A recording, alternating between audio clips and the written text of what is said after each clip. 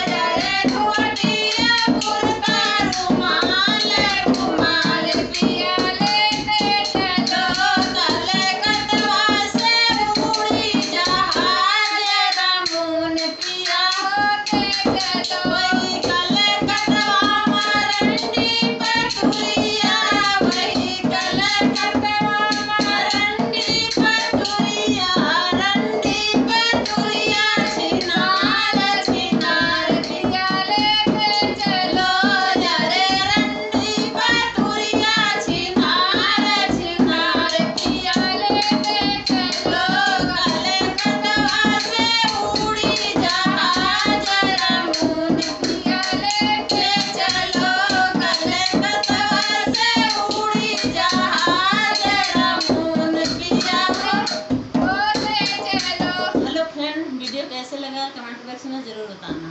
Radhe Radhe.